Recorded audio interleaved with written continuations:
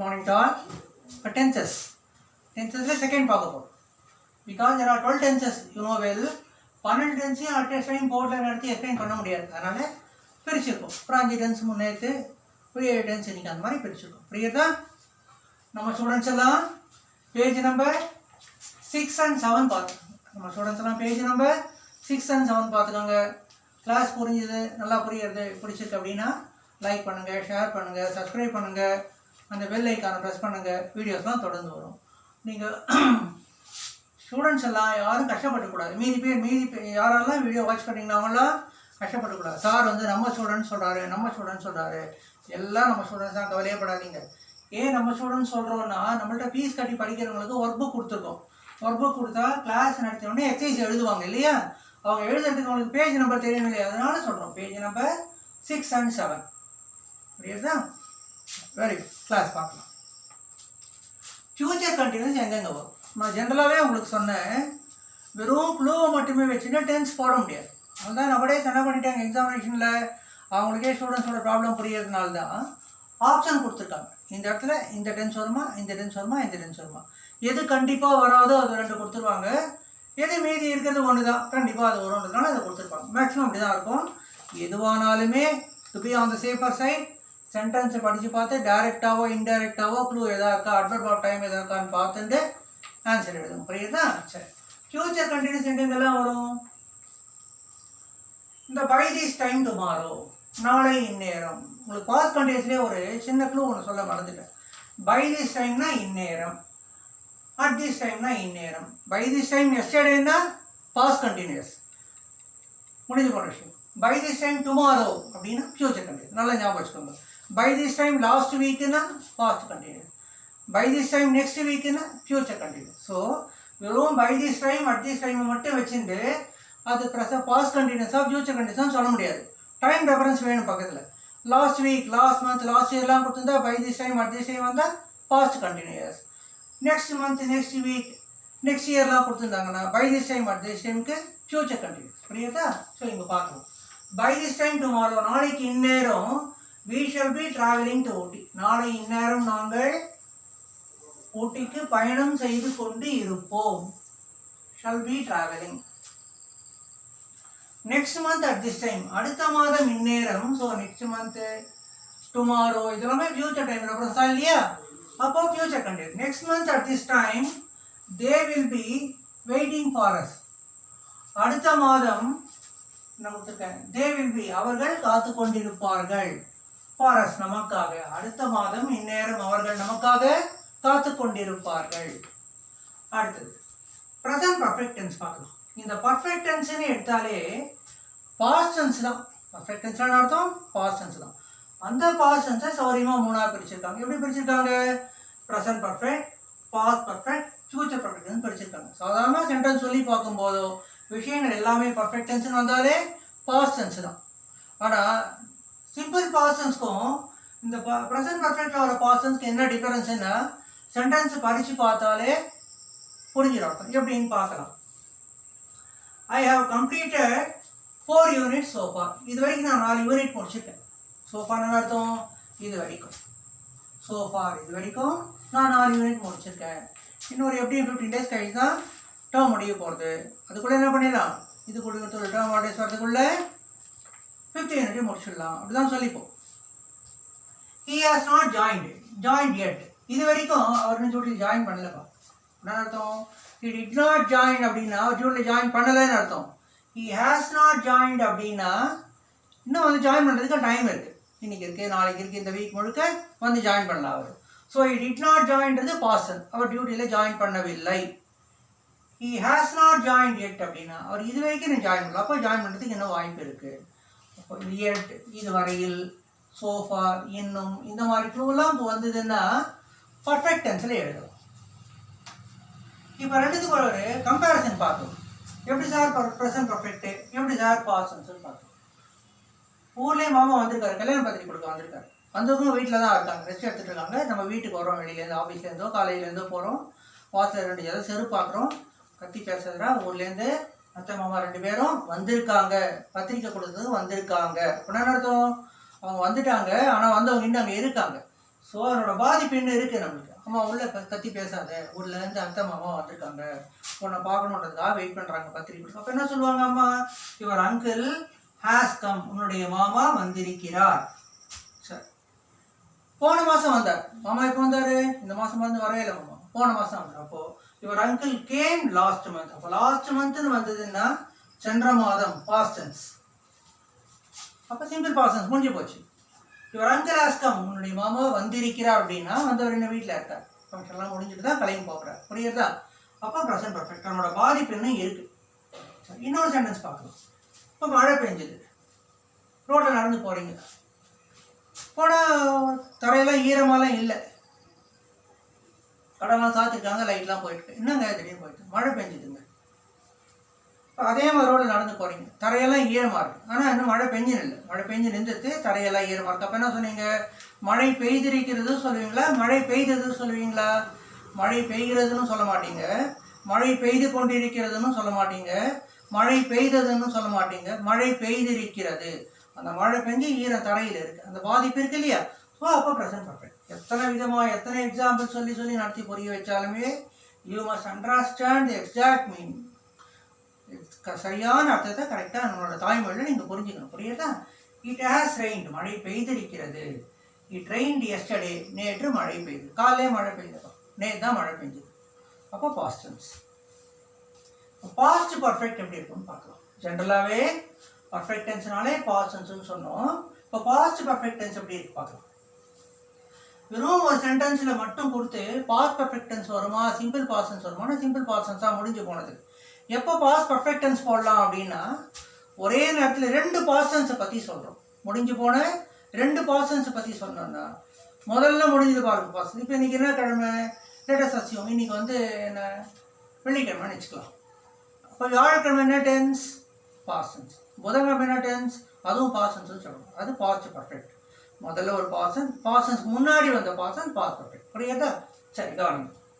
Past perfect tense எப்படி இருக்கும், past time reference, முடிஞ்சு போன விஷயங்களை பற்றி சொல்கிறது. அப்படியே இருந்ததுன்னா ஆல்ரெடி தே ஹேட் லெஃப்ட், ஏற்கனவே புறப்பட்டுட்டாங்கப்பா. இதில் என்ன தெரியுது, ஏற்கனவே ஒரு விஷயத்தை பற்றி தொடர்ந்து பேசிகிட்டு இருக்கோம், இவங்க கிளம்பிட்டாங்களா, இவங்க கிளம்பிட்டாங்க, வாங்கப்பா நம்மளாம் கிளம்பலாம், அவங்க ஏற்கனவே கிளம்பிட்டாங்கப்பா, புரியுதா உங்களுக்கு. ஸோ ரெண்டு விஷயத்தை ரெண்டு பாஸ்ட் டென்ஸை சொல்லி, இது முதல்ல நடந்த பாஸ்ட் டென்ஸ், அப்போ பாஸ்ட் பர்ஃபெக்ட். இப்போ முதல்ல நடந்த பாஸ்ட் டென்ஸ்ன்றது எப்படி தெரிஞ்சுக்கிறோம், ஏதாவது ஒரு க்ளூ ஒன்று இருக்கும் சென்டென்ஸ் பார்த்தீங்கன்னா, டைரக்டாவோ இன்டைரக்டாவோ. ஆல்ரெடின்னு அர்த்தம், ஏற்கனவே கிளம்புடா, டைம் ஆகுது, மழை வராமல் இருக்குது, சாப்பிட்டு கிளம்பி டைம் ஆகிடுது, நான் சாப்பிட்டேன்ப்பா, நான் ஏற்கனவே சாப்பிட்டு விட்டேன், நான் ஏற்கனவே சாப்பிட்டேன்னு சொல்ல மாட்டோம், நான் ஏற்கனவே சாப்பிட்டு விட்டேன், I had already eaten, you have to go and eat. நீங்கள் சாப்பிட்டோடனே கிளம்ப வேண்டியதான், புரியுதா. ஸோ தொடர்ந்து டென்ஸ் கோஹரன்ஸ் சொல்லுவாங்க. தொடர்ந்து ஒரு விஷயத்தை பற்றி நரேட் பண்ணிகிட்டே வரோம் அப்படின்னா, அது நடுவில் ஒரு பாஸ்ட் டென்ஸ் முன்னாடி நடந்த பாஸ்ட் டென்ஸ், ரெண்டு பாஸ்ட் டென்ஸை பற்றி பேசும்போது முதல்ல நடந்த பாஸ்ட் டென்ஸ் பாஸ்ட் பர்ஃபெக்ட், அதுக்கப்புறம் நடந்த பாஸ்ட் டென்ஸ் சிம்பிள் பாஸ்ட், புரியுதா. இப்போ இன்னொரு சென்டென்ஸ் பார்க்கலாம். பிஃபோர் த பெல் ரேங், நம்ம பசங்களை ஓட்ட நல்லா வீட்டுக்கு, ஆமாங்க. பிஃபோர் த பெல் ரேங் இந்த ஸ்டூடெண்ட், மழை வராமல் இருக்குது, பொதுவாக மழை வராமல் தான் ஸ்கூல் விட்டுருவாங்க. இன்னைக்கு பெல்லே அடிக்கல, ரொம்ப நேரமாக வேறு எங்கேயும் இன்னொரு சார் கிட்டே அட்டனன்ஸ் எடுக்க போயிருக்காரு. அப்போது அவர் வரத்துக்குள்ளேயே பசங்க எப்படியும் மழை பெஞ்சா விட்டுருவாங்கன்னு சொல்லி என்ன பண்ணுறாங்க, பிஃபோர் த பெல் ரேங், மணி அடிப்பதற்கு முன்பே the boys had run away, மாணவர்கள் ஓடிவிட்டார்கள். இப்போ ரெண்டு விஷயத்தில் எது முதல்ல நடந்தது, எது அப்புறம் நடந்தது, மணி அடித்தாங்க, the boys had run away. Before the bell rang, மணி அடிப்பதற்கு முன்பாகவே இந்த பாய்ஸ் ஹேட் ரன் அவேன்னு அர்த்தம், மணி அடிக்கிறதுக்கு முன்னாடியே பசங்க ஓடி போயிட்டாங்க. அப்போ இது முதல்ல நடந்தது, பசங்க ஓடி போனதான் முதல்ல நடந்தது. அப்போ இதுவும் பாஸ்ட் டென்ஸ், இதுவும் பாஸ்ட் டென்ஸ், ரெண்டு பாஸ்ட் டென்ஸில் முதல்ல நடந்த பாஸ்ட் டென்ஸ் பாஸ்ட் பர்ஃபெக்ட். இப்போ ஹேட் ரன். இன்னொரு எக்ஸாம்பிள் பார்க்கலாம். After the building had burnt, கட்டடம் எரிந்து சாம்பலான பிறகு, கட்டடம் எரிந்த பிறகு இந்த ஃபயர் என்ஜின் கேம் ஃபோன் பண்ணாங்க, கட்டடம் படித்து எரியுதுன்ட்டு. இவங்களே ரொம்ப நேரம் கவிச்சு அங்கே பார்த்துருக்காங்க நைட் டயத்தில். இவங்க ஃபோன் பண்ணி வண்டி வரத்துக்குள்ள பில்டிங் ஃபுல்லாக எரிஞ்சு போயிட்டு. அப்போ எது முதல்ல நடந்தது, பில்டிங் எரிஞ்சது முதல்ல நடந்ததா, ஃபயர் இன்ஜின் வந்து முதல்ல நடந்ததா, பில்டிங் எரிஞ்சதா முதல்ல நடந்தது, அதான் முதல்ல நடந்த பாசன். அப்போ after the building had burnt, கட்டடம் எரிந்து விட்ட பிறகு இந்த ஃபயர் இன்ஜின் கேம், தீயணைப்பு வாகனம் வந்தது. ஸோ ரெண்டு வாக்கியத்தில் எது முதல்ல நடந்த பாசன்ஸோ அது பாஸ்ட் பர்ஃபெக்ட் டென்ஸ். எல்லா வாட்டியுமே இது மாதிரி 2 சென்டென்ஸாக கொடுத்துருக்க மாட்டாங்க, நடுவில் க்ளூ கொடுத்துருப்பான். இதுக்கு முன்னாடி அது நடந்தது, போன திங்கக்கிழமை முன்னாடியே ஒரு ரூம் வாக்கேட் பண்ணிட்டாருப்பா. என்ன டென்ஸு? போன திங்கக்கிழமைன்றது பாஸ்ட் டென்ஸ், லாஸ்ட் மண்டே அவர் ரூமை காலி பண்ணிட்டாருன்றது அதுக்கு முன்னாடி நடந்தது. He had vacated before last Monday. போன திங்கக்கிழமைக்கு முன்னாடியே அவர் ரூமை காலி பண்ணிட்டாரு. கரெக்டா? இப்போ ஃபியூச்சர் பர்ஃபெக்ட் டென்ஸ் பார்க்கலாம். நல்லா ஞாபகம் வச்சுங்க, பர்ஃபெக்ட் டென்ஸ்னாலே பாஸ்ட் டென்ஸ் அப்படின்னு இருக்கும், அதனால அந்த சாயல் இருக்கும். ஃபியூச்சர் பர்ஃபெக்ட் டென்ஸ் பார்க்கலாம். உங்களுக்கு டென்ஸ் கன்சாலிடேஷன் நடத்தும் போதே சொல்லிருக்கேன், வில் ஹேவ் போட்டுக்கலாம் அல்லது வுட் ஹேவ் போட்டுக்கலாம். வில் ஹேவ் எப்போ வரும், வுட் ஹேவ் எப்போ வரும்ன்றதை டீட்டெயிலாக சொல்கிறேன்னு சொன்னேன், ஞாபகம் இருக்கா? இப்போ அதனோட எக்ஸாம்பிள் பார்க்கலாம். வில் ஹேவ் எப்போ வரும், வுட் ஹேவ் எப்போ வரும்ன்றத ஒரு எக்ஸாம்பிள் பார்க்கலாம்.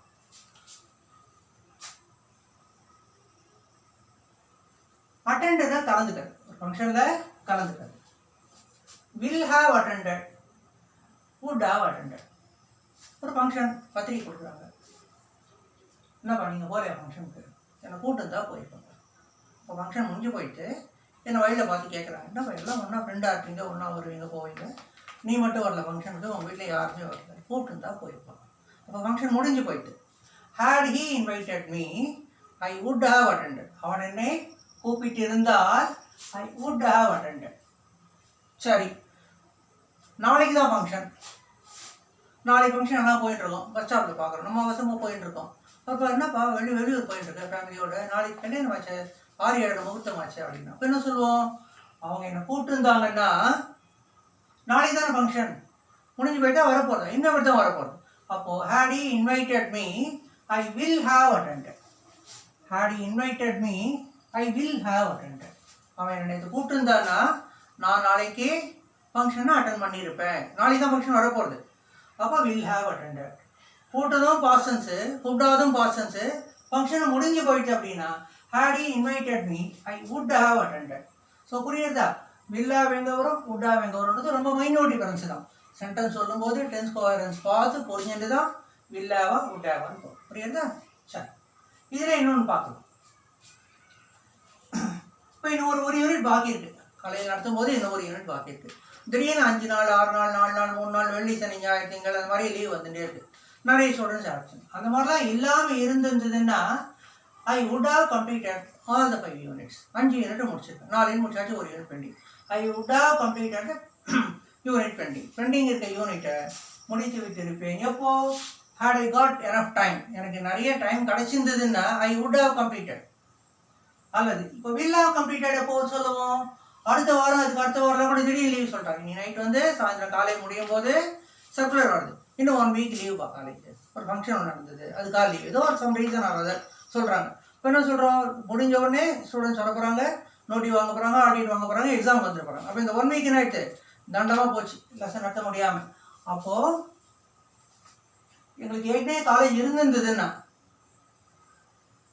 had I not received the circular, எனக்கு கரெக்டாக சர்க்குலர் வராமல் இருந்திருந்ததுன்னா had they not declared holiday, அவங்க ஹாலிடே டிக்ளேர் பண்ணாமல் இருந்திருந்தாங்கன்னா அடுத்த வாரம் ஃபுல்லாக காலேஜ் இருக்கும். அப்போ லெசன் எப்போ முடிப்பேன் நான்? யூனிட்டு அடுத்த வாரம் முடிப்பேன். அப்போ அடுத்த வாரம்ன்றது இனிமேல் அப்படி தான் வரப்போகுது. சரி, இப்போ முடிஞ்சு போன விஷயத்த சொல்கிறது அப்படின்னோம்னா வுட் ஹேவ், இனிமேப்பட்டு நடக்கிறதுக்கு வாய்ப்பு இருக்குது அப்படின்னு சொன்னோம்னா will have. Would have completed, will have completed, will have attended, would have attended. வித்தியாசம் புரியுதா? புரியாட்டா 2 தடவை 3 தடவை படித்து பாருங்கள், வீடியோ மறுபடியும் பாருங்கள், ஈஸியாக புரியும். தமிழில் கூட சென்டென்ஸ் சொல்லி பாருங்கள். அடுத்தது ப்ரெசன்ட் பர்ஃபெக்ட் கண்டினியூஸ் பார்க்கலாம். கண்டினியூஸ்னாலே நம்மளுக்கு நல்லா தெரியும், கொண்டுன்னு அர்த்தம் இல்லையா? கண்டினியூஸ் அர்த்தம் கொண்டுன்னு அர்த்தம். இப்போ ப்ரெசன்ட் பர்ஃபெக்ட் கண்டினியூஸ் பார்க்கலாம், நல்லா தெரியும் நம்மளுக்கு. இப்போ எல்லாரும் புரிஞ்சுட்டு இருப்பீங்க, பர்ஃபெக்ட்னு வந்தாலே பாஸ்டன்ஸ்னு அர்த்தம், ஒரு பாஸ்டன்ஸோட சாயல் இருக்கும். எப்படின்னு பார்க்கலாம். ஒரு ரெயின் ஒரு அர்த்தம் நெட்டலாம், மழை பெய்யுதுன்னு ஒரு அர்த்தம் நெட்டலாம். மழை பெய்தது, இட் ரெயின் எஸ்டர்டே, நேற்றுக்கு மழை பெய்யுது. ஹேஸ் ரெயின்ட், மழை பெய்திருக்கிறது அப்படின்னு அர்த்தம். மழை பெஞ்சிருக்கு, இப்போ மழை பெய்யல, நின்றுருக்கு, ஆனால் ரோடு முழுக்க ஈரமாக இருக்குது. அப்போது இட் ரெயின்டுனா மழை பெய்தது, முடிஞ்சு போன விஷயம். பாஸ்டன்ஸ்ன்றது பர்ஃபெக்ட்ன்றதுனால பாஸ்டன்ஸ் ஒரு எழுதியிருக்கேன், வேறு ஒன்றும் இல்லை. ஹேஸ் ரெயின்ட், மழை பெய்திருக்கிறது, ஆனால் இப்போ மழை இல்லை, நின்றுருக்கு. மழை எப்போ ஆரம்பிச்சது, பெஞ்சு நின்றுருக்கு. எப்போ ஆரம்பிச்சது, ரீசெண்டாக பெஞ்சு நின்றுது, ரோடெலாம் இன்னைக்கு ஈரமாக இருக்கு. இங்கே பாருங்கள், ஹேஸ் பீன் ரெய்னிங் அப்படின்னா எப்போ ஆரம்பிச்சது, பாஸ்டன்ஸில் ஆரம்பிச்சது. ஹாஸ் பீன் ரைனிங்னா இந்த நிமிஷம் வரைக்கும் பெஞ்சுட்டே இருக்கு, விடாமல் மழை பெய்து கொண்டே இருக்கிறது. நம்ம பர்ஃபெக்ட் டென்ஸில் ப்ரெசன்ட் பர்ஃபெக்ட் கண்டினியூஸ்க்கு டிரான்ஸ்லேஷன் எழுதி போடும்போது இந்த அர்த்தம் எழுதியிருப்போம். மழை பெய்து கொண்டு இருந்திருக்கிறதுன்னு அர்த்தம் சொல்லலாம். இட் ஹாஸ் பீன் ரைனிங்னா மழை பெய்து கொண்டு இருந்திருக்கிறது. ஏன் இருந்திருக்கிறது சொல்கிறோன்னா ஹாஸ் பீன் வந்ததுன்னா இருந்திருக்கிறதுன்னு அர்த்தம். நம்ம டே டு டே லைஃப்பில் பேசும்போது மழை பெய்து கொண்டே இருக்குது. காலைல ஆரம்பிச்சு நேற்று ராத்திரி ஆரம்பிச்சு இன்னும் மழை பெஞ்சிட்டே இருக்குது. வாசத்தில் ஆரம்பிச்சது, காலைல பெஞ்சுது, மத்தியானம் பெஞ்சுது, ராத்திரி வரைக்கும் இன்னும் பெஞ்சுட்டு இருக்கு. மழை எப்போ நிற்கும் தெரியாது. அப்போ இட் ஹாஸ் பீன் ரைனிங், புரியுதா? ஸோ இது 3 தான் டிஃபரன்ஸ். ரெயின் 3மே பாசன்ஸ் தான். அதில் ஹாஸ் பீன் ரைனிங்கிறது ஏற்கனவே ஆரம்பிச்சது, இன்னும் பெஞ்சுட்டு இருக்கு. ஹாஸ் ரெயின்ன்றது ஏற்கனவே ஆரம்பிச்சது, பாசன்ஸில் ஆரம்பிச்சது, மழை நின்றுடுது. ரெயின் பாசன்ஸ், மழை பெஞ்சுது, நின்றுடுது. ரெயினுக்கு ஹாஸ் ரெயினுக்கு டிஃபரன்ஸ் நம்ம இங்கே பார்த்தோம். ரெயின்டுனா மழை பெய்தது, அதோட பாதிப்பு எதுவும் தெருவில் இல்லை.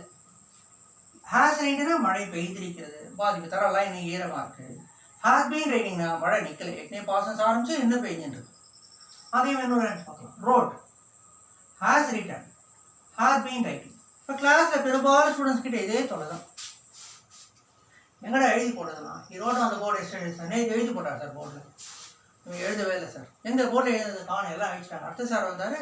இது ஒரு டிசிப்ளின். இது கிளாஸில் எழுதி முடித்த உடனே சார் வந்து அட்டன்ஸ் எடுத்துகிட்டு அவசரமாக கிளம்பி போயிடுவார். அடுத்த சார் வந்து நிற்பார். அடுத்த சார் வரத்துக்குள்ளே ஸ்டூடெண்ட் லீடர் யாரோ கிளாஸில் ரெப்ரசன்டேட்டிவ் யாரோ போர்டு அழிக்கணும். இன்னொரு சார் வந்து அவர் டஸ்டெல்லாம் தேடி எடுத்து அழிச்சு கிச்சிலாம் பாடம் எடுத்துக்கலாம். மரியாதை ஸ்டூடெண்ட்ஸ் எழுந்து அழிச்சிட்டு போகணும். ஸ்டூடெண்ட் தான் எழுந்து சார் ஒரு மாதிரி கையில் டஸ்ட் எடுத்து அழிக்கணும். ஸோ எழுதினாரு, ஆனால் நேற்றே அழிச்சிட்டாங்க. ஸோ இந்த பையன் எழுதலை. 3 பேர் மட்டும் நோட்ஸ் எழுதலை சார், பார்த்து தான் எழுதணும். அப்போ ரோட் எழுதினார், புரியுதா? அவர் English wrote this essay on the board yesterday. Has written எழுதி இருக்கிறார். இது எப்போ வரும்? இந்த கிளாஸ் முடிஞ்சு அடுத்த கிளாஸ் சார் வராரு. சார் கிளாஸ் கொஞ்சம் பார்த்தங்க சார், பசங்க எழுதலை அப்படின்றாங்க சொல்லிட்டு இங்கிலீஷ் சார் கிளம்பி வெளில போயிட்டாரு. அடுத்தவர் மேக்ஸ் சார் வராரு, வந்து பார்த்துட்டு சரிப்பா 10 மினிட்ஸ் கழிச்சு ரூமில் வந்து கூப்பிடு, லெட் மீ வெயிட் இன் அவர் டிபார்ட்மெண்ட் வந்து கூப்பிடு. ஏன்? Sir has return this SS போர்டில் எழுதி போட்டிருக்காரு. அப்போ என்ன அர்த்தம்? ரோட்டுன்னா எழுதி போட்டார், எழுதினாரு, அழிஞ்சு போயிட்டு போர்டில் இதெல்லாம் அழிஞ்சாச்சு. ஹாஸ் ரிட்டன்னா பாசன்ஸ் தான், எழுதியிருக்காரு அப்படின்னு போர்டில் இருக்கு. Has return. Has been writing அப்படின்னா எல்லா ஸ்டூடெண்ட்ஸும் அழுத்துக்கிற விஷயம் தான். 3 மாதம் 4 மாதம் எந்த யூனிட் நடத்தாமல் கடைசி 1 வாரம் மட்டும் எடுத்து வச்சுட்டு ஸ்பெஷல் கிளாஸாக வச்சு தள்ளி ஃபஸ்ட் ஹவர்லேருந்து 4th ஹவர் வரைக்கும் இங்கிலீஷே எழுதி போட்டுருக்குது. அப்போ பையன் நான் எழுதி போட்டுன்னே இருக்காரா, கையெல்லாம் வலிக்குது. அவருக்கு வலிக்குமோ வலிக்காது தெரியல, ஒரே பேஜாராகுது. அப்போது sir has been writing since first hour. First ஹவர்லேருந்து எழுதி போட்டுட்டே இருக்காரு. சின்ஸ் 9-10 AM ப்ரேயர் முடிஞ்சு பெல் அடிச்சுலேருந்து has been writing on the போர்ட்லேயே அவர் எழுதி கொண்டே இருக்கிறார் அல்லது எழுதி கொண்டு இருந்திருக்கிறார். புரியுதா? ஸோ ரோட்டுன்னா எழுதி முடிச்சிட்டாரு, போர்டில் இல்லை, அழிஞ்சு போயிடுச்சு, அந்த பாதிப்பு இல்லை. விஷயம் நடந்தது, அதோட பாதிப்பு இல்லை. ஹாஸ் ரிட்டன்னா பாசன், விஷயம் நடந்தது, அதோட பாதிப்பு இன்னும் போர்டில் இருக்குது. ஹாஸ் பீன் ரைட்டிங்னா தொடர்ந்து என்ன எழுதிகிட்டே இருக்கார். முதல்ல பாசன்ஸில் ஆரம்பித்து இந்த நிமிஷம் வரைக்கும் என்ன எழுதிட்டே இருக்கார். இனி எப்போ முடிப்பாரோ தெரியல, இனி எத்தனை எஸ்ஸே பார்க்க. புரிஞ்சுதா? சரி, இப்போ பாஸ்ட் பர்ஃபெக்ட் கண்டினியூஸ் பார்க்கலாம். பர்ஃபெக்ட்னாலே நம்மளுக்கு தெரியும் பாசன்ஸோட எஃபெக்ட் தான். இதை எப்படி நம்ம புரிஞ்சுக்கலாம் அப்படின்னா, ஒரு சிம்பிள் பாசன்ஸ் வந்து லாங் ஆக்ஷன் ஷார்ட் ஆக்ஷன் சொன்னேன் இல்லையா? உள்ளே நுழைந்த போது மின்விசிறி சுற்றி கொண்டிருந்தது, தேர்வாளர் உள்ளே நுழைந்த போது மாணவர்கள் தேர்வு எழுதி கொண்டிருந்தார்கள். கரெக்டா? நான் வேலையாக இருந்தபோது, நான் படித்து கொண்டிருந்த பொழுது தொலைபேசி ஒலித்தது. இந்த மாதிரி ஒரு லாங் ஆக்ஷன் ஒரு ஷார்ட் ஆக்ஷன் வந்ததுன்னா லாங் ஆக்ஷன் நம்ம கொண்டு போட்டோம். ரெண்டுமே சிம்பிள் பாஸ்டன்ஸாக ஒன்று இருந்ததுன்னா அடுத்தது பாஸ்ட் கண்டினியூஸ். ஆனால் டென்ஸ் கவரன்ஸில் ஒரு விஷயத்தை பற்றி சொல்லி ஒரு பெரிய கதை ஒன்று சொல்கிறோம். ஒரு வாரத்துக்கு முன்னாடி ஆரம்பித்த விஷயம், இல்லை ஒரு மாதத்துக்கு நடந்த விஷயம், ஒரு மாதத்துக்கு முன்னாடி நடந்த விஷயம், அதை பற்றி சொல்லிகிட்டே வரும்போது என்னென்ன இருக்கும்? பாஸ்ட் பர்ஃபெக்ட் இருக்கும், பாஸ்ட் டென்ஸ் இருக்கும், பாஸ்ட் கண்டினியூஸ் இருக்கும், பாஸ்ட் பர்ஃபெக்ட் கண்டினியூஸ் இருக்கும். எப்படி இருக்கும் பார்க்கலாம். இப்போ பாஸ்ட் பர்ஃபெக்ட் கண்டினியூஸ் தான் எக்ஸாம்பிள் பார்க்க போகிறோம். கிளாஸ் எடுத்துகிட்டே இருக்கும், கரண்ட் போயிட்டு பவர் கட், இல்லை ஒரு அரை மணி நேரம் திடீர்னு ஏதோ கரண்ட் போயிட்டு, பவர் கட் கிடையாது, திடீர்னு ஒரு 10 நிமிஷம் கரண்ட் போயிட்டுன்னு தெரியல. கிளாஸ் எடுத்துகிட்டே இருக்கோம், 12 ஆச்சு. சரிப்பா வெளில கிளம்புற வரைக்கும் கரண்ட் வரல. அப்போ என்ன பண்ணுறோம், ஃபேனை எடுத்து மறந்துடும். ஸ்டூடெண்ட்ஸும் மறந்துடுறாங்க, நான் சாரும் மறந்துட்டேன். வீட்டுக்கு போய்ட்டு வீட்டுக்கு போன உடனே 12:35 12:40 கரண்ட் வந்துட்டு நம்மளுக்கு தெரியாது. திரும்பி ஈவினிங் 4:30 கிளாஸ் உள்ளே நுழைஞ்சோடனே ஸ்டூடெண்ட்ஸ் கிட்ட சாவி கொடுத்து போங்கடா மேலே போய் வெயிட் பண்ணுங்க வரேன்னு சொல்லிட்டு பசங்க மேலே போய்ட்டு புக்ஸ் எடுத்துகிட்டு ரெடி பண்ணுறது மேலே போனால் பையன் சொல்கிறான், சார் நாங்கள் வந்திருந்த பொழுதே மின்விசிறிகள் சுற்றி கொண்டு இருந்திருந்தன. நாங்கள் பார்த்தபோது மின்விசிறி சுற்றி கொண்டு இருந்தது. நாங்கள் பார்த்தபோது மின்விசிறிகள் சுற்றி கொண்டு இருந்தன. when we saw the fans were running. ஆனால் அதுக்கப்புறம் ராத்திரி 7 மணி 7:30 மணிக்கு என்னடா போன வாரம் கூட ஃபேன்லாம் கரெக்டாக அணைங்கடா ஒழுங்கா வீணாக கரண்ட் சார்ஜ் ஆகுது பாருன்னு சொன்னால் பையன், சார் சாயந்தரம் நாங்கள் வந்த போதே ராத்திரி 7 மணிக்கு பேசிட்டு இருக்கோம், 8 மணிக்கு பேசிட்டு இருக்கோம். சாயந்தரம் நாங்கள் கிளாஸுக்கு 4:30 மணிக்கு வந்திருந்த பொழுதே, அப்போது 8 மணிக்கு முன்னாடி 7 மணி பாசன்ஸ், 4:30 மணின்றது பாஸ்ட் பர்ஃபெக்ட். அதுக்கு முன்னாடி என்னது பாசன். நாங்கள் when we had entered the room all the fans had been running. அனைத்து மின்விசிறிகளும் சுற்றி கொண்டு இருந்திருந்தன. ஒரு பாஸ்ட் பர்ஃபெக்டை பற்றி ஒரு விஷயம் சொல்லும்போது அதுக்கு முன்னாடி நடந்த இந்த விஷயத்தை சொல்லணும்னா பாஸ்ட் பர்ஃபெக்ட் கண்டினியூஸ் எழுதலாம். ஜென்ரலாக நீங்கள் சென்டென்ஸ் எழுதும்போது பாஸ்டன்ஸும் பாஸ்ட் கண்டினியூஸ் போட்டாலும் கரெக்டாக வர மாதிரி தான் இருக்கும். பாஸ்ட் பர்ஃபெக்ட்டும் பாஸ்ட் பர்ஃபெக்ட் கண்டினியூஸ் போட்டாலும் கரெக்டாக வர மாதிரி தான் இருக்கும். சென்டென்ஸ் சொல்லி பார்த்தீங்கன்னா ரொம்ப மைன்யூட் டிஃபரன்ஸ் தான் இருக்கும். புரியுது? சரி இதை பார்க்கலாம். இந்த மாதிரி நிறைய சொல்லி தான் புரிய வைக்க வேண்டியது. இந்த ஒரு சாப்டர் மட்டும், இந்த ஒரு பாஸ்ட் பர்ஃபெக்ட் கண்டினியூஸ் மட்டும். குழந்தைக்கு உடம்பு சரியில்லைன்னு தெரியல, பாதராஜ் கண்ணோடி திடீர்னு வீல்னு கத்தி அழுது குழந்தை. 10 மாதம் குழந்தை 12 மாதம் குழந்தை, காரணமே தெரியாமல் அழுது குழந்தைன்னா காரணமாக சொல்ல அழுது. அம்மா வராங்க, அப்பா வராங்க, என்னென்னமோ பண்ணி பார்க்குறாங்க. இப்போ ஃபேமிலி டாக்டர் ஃபோன் பண்ணுறாங்க, 3 டாக்டர் ஃபோன் பண்ணுறாங்க, மாறி மாறி வராங்க. குழந்தை அழுது, குழந்தைய பார்த்து அம்மா அழுறாங்க, மாறி மாறி அழுதுட்டு இருக்காங்க. பக்கத்து பர்சனாக இருக்கவங்க ரொம்ப நேரமாக குழந்தை அழுற சத்தம் கேட்டுதுன்னு சொல்லிட்டு எழுந்து வராங்க. வந்து என்னம்மா குழந்தை அழுதுன்னு கேட்குறாங்க. இவங்களுக்கு அந்த அம்மா பார்த்தாலே பிடிக்காது. எங்களாலே முடியல, நான் அம்மா நீ என்ன பண்ண போறேன்ட்டு அதுப்பா மூத்த வச்சுன்னு உடனே ஹஸ்பண்ட் சொல்கிறார், கூட அவங்களுக்கு தான் குழந்தைக்கு பார்க்கலாம். குழந்தைய அவங்கள்ட்ட கொடுக்குறாங்க. அப்போ குழந்தை அழுதுன்னு தான் இருக்குது, கையில் நிற்காமல் அழுது குழந்தை. அந்த மாதிரி என்ன பண்ணாங்க, அவங்களுக்கு ஒரு 60 வயசு 65 வயசு எவ்வளோ எக்ஸ்பீரியன்ஸ் இருக்கேன், எத்தனை குழந்தைகள் வளர்த்துருப்பாங்க. கையில் குழந்தைய வாங்கினோடனே கவுனை கைட்டுறாங்க. குழந்தை தொழிலில் படுத்துட்டு இருந்தது, சொக்காயை கைட்டுறாங்க. கைட்டுனா நடு முதுகில் எறும்பு கட்சின்னு இருக்கு. இப்படிலாம் ஒரு சமாஜம் நடந்ததா சார், நீங்கள் பக்கத்தில் இருந்து பார்த்தீங்கன்னா கேட்காது, புரிய வைக்கிறதுக்கு எக்ஸாம். எறும்பு ஃபோனை ஊதுறாங்க. எறும்பு வெளில போயிட்டு உடனே குழந்தை சுவிட்ச் போட்ட மாதிரி அடிக்கிறது. படிச்சுட்டு பழையன்னு எல்லாரையும் சிரிக்கிறது குழந்தை அழகு. அப்போ என்ன அர்த்தம், இத்தனை நேரம் குழந்தை அழுதுறது காரணம் நடுவு முதல்ல எறும்பு கட்சின்றது யாருக்கும் தெரியும். குழந்தை ராத்திரி பாலை சாப்பிட்டு, பாலோ பேரக்ஸோ அமுலோ சாப்பிட்டு அந்த தித்தி போடையே தூங்கிட்டு இருக்கு, வாயெல்லாம் சரியாக தொடங்கல, எறும்பு வந்துட்டு இருக்கு அந்த வாசனைக்கு. சரி, இப்போ ஃபோன் பண்ணணும், குழந்தை அடிக்க நிறுத்தி என்ன பண்ணிடுது, 2வது நிமிஷம் எல்லாரையும் சிரிச்சுட்டு ஜம்முன்னு தூளியில் பட்டு தூங்க ஆரம்பிச்சு. வந்தவங்க சரிங்க அப்போ தான் ரொம்ப தேங்க்ஸ் மாமி போயிட்டாங்கன்னு சொல்லி அனுப்பிச்சிட்டாங்க. அவங்க போயிட்டாங்க, பிள்ளைங்க போயிட்டாங்க. டாக்டர் வர கையில் ஊசி எடுத்துட்டு எங்கள் குழந்தை எங்கே அழுதுன்னு போயிட்டுனே வர்றாரு. அப்போது மறுநாள்னா எப்படி நிறைய பண்ணாங்க இந்த விஷயத்த. இரவு 8:30 நடு இரவுக்கு மேல் மருத்துவர் வந்திருந்த பொழுது குழந்தை ஏற்கனவே தூங்கி கொண்டு இருந்திருந்தது. டாக்டர் வந்து பார்த்து பண்ணாச்சு, எங்கே குழந்தை அழகு சொன்னீங்களா சார், நிம்மதியாக தூங்கிட்டு இருக்கு குழந்தை. அப்போது முடிஞ்சு போன விஷயத்தை நரேட் பண்ணிகிட்டே வரும்போது ஒரு பாசன்ஸுக்கு முன்னாடி நடந்த பாஸ்ட் பர்ஃபெக்ட், அந்த பாஸ்ட் பர்ஃபெக்ட் நடக்கும்போது ஏற்கனவே ஒரு கண்டினியூஸ் நடந்துட்டு. மருத்துவர் உள்ளே சென்று பார்த்த பொழுது, உள்ளே சென்றிருந்த பொழுது, உள்ளே வந்து விட்ட பொழுது குழந்தை ஏற்கனவே தொங்கிக் கொண்டு இருந்திருந்தது. புரியுதா?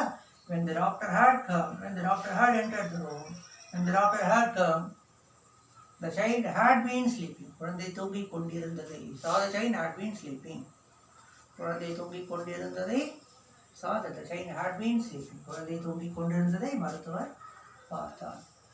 புரியுதா? சரி, இப்போ ஃபியூச்சர் பர்ஃபெக்ட் கண்டினியூஸ் பார்க்கலாம். இதுவும் பர்ஃபெக்ட்னால என்ன அர்த்தம், பாஸ்ட் தான். இதை புரிஞ்சுக்கிறது எவ்வளோ கஷ்டமாக இருப்பாங்க. இந்த by this time at this டைம்லாம் சொன்ன ஞாபகம் தான் உங்களுக்கு.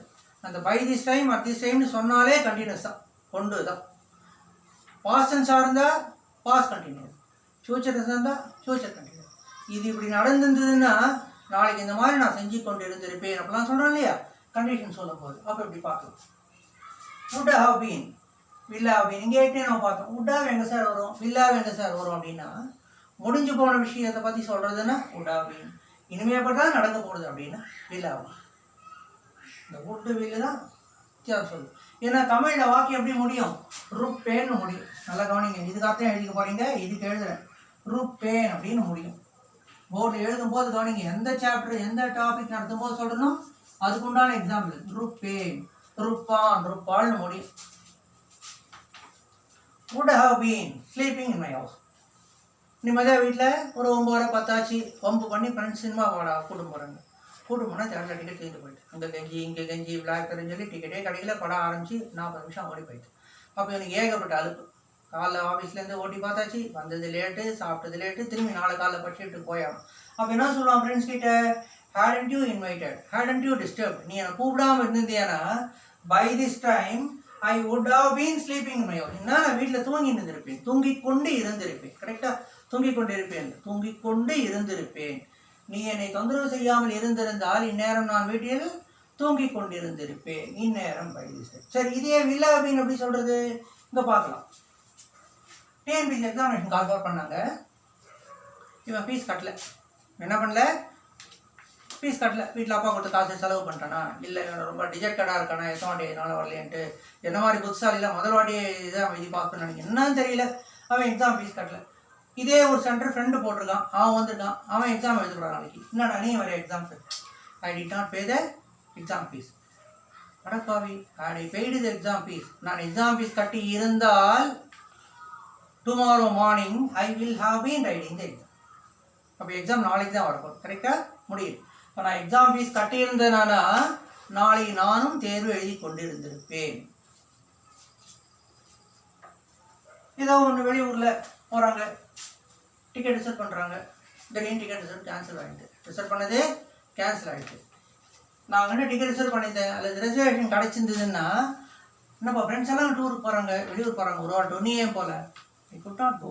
இல்லை, ஐ கேனாட் கோ. ஏன்னா I could not get reservation. எனக்கு ரிசர்வேஷன் கிடைக்கல. had I got reservation, I too will have been traveling with them. எனக்கு வந்து ரிசர்வேஷன் கிடைச்சிருந்ததுன்னா நாளை காலையில் 6 மணிக்கு ட்ரெயின், இப்போ ராத்திரி 3 மணிக்கு பேசிகிட்டு இருக்கோம். இதுக்குள்ளே ரிசர்வேஷன் கிடைக்கும், நான் கிடைக்காது. had I got reservation, எனக்கு reservation கிடைச்சிருந்ததுன்னா with them I will have been traveling, அவங்களோட நானும் பயணம் செய்து கொண்டு இருந்திருப்பேன்.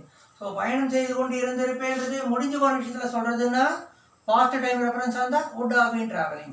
இனிமேல் பற்றி தான் ட்ராவல் நடக்க போகிறது அப்படின்னா, ஜார்னி கமெண்ட்ஸ் ஆக போகிறதுன்னா will have been traveling. புரியுதா? நல்லா விதமாக யோசித்து பார்த்து கம்பேர் பண்ணி இத்தனை விதமாக அனலைஸ் பண்ணி தான் அத்தனை டென்ஸையும் தப்பில்லாமல் எழுத முடியும். ஆஸ் யூஷுவல் முதல்ல சொன்னா இல்லையா, மறந்துட்டான்னு தெரியல. கிளாஸ் நல்லா புரிஞ்சுன்னா லைக் பண்ணுங்கள், ஷேர் பண்ணுங்கள், சப்ஸ்கிரைப் பண்ணுங்கள். மறக்காமல் அந்த பெல் ஐக்கான் கிளிக் பண்ணுங்கள்.